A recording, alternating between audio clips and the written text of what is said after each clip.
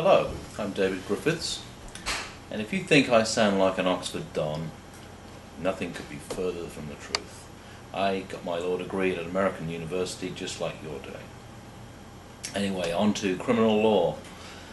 The first year criminal law courses are concerned with the elements that constitute crimes, the acts or omissions and mental state of the alleged perpetrator required to be proved, the partial or complete defences to those crimes, the source of criminal law in any given jurisdiction, which we'll see is largely statutory or codified, and the sociological aspects of criminal law, which include the classification of crimes and the underlying theories of punishment.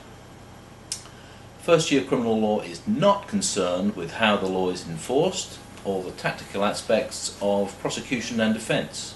These areas are covered by criminal procedure, evidence and practical advocacy classes in the second and third years of law school. Now, on to the sources of criminal law. The vast majority of criminal law in the United States is state criminal law, and the vast majority of this state law is defined by statutes known variously as state criminal or penal codes. There is also federal criminal law, which may deal with crimes beyond those covered in state statutes, or even overlap them, for instance, federal illicit drug laws. Federal criminal law is always defined by statute. There are also crimes defined in the regulations of state and federal agencies, which are always tried in state or federal courts, never in the administrative courts, or those Article 3 courts.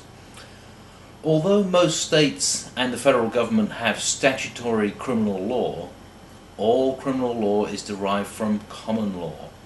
Statutes are merely an attempt to standardize common law.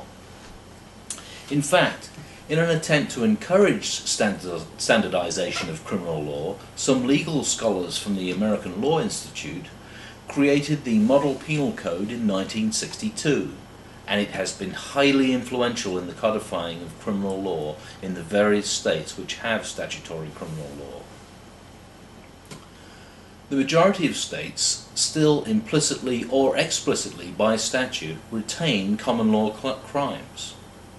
A minority of states have implicitly abolished common law crimes by adopting penal codes or explicitly by passing statutes abolishing the common law crimes. Nonetheless, within this minority, these states still admit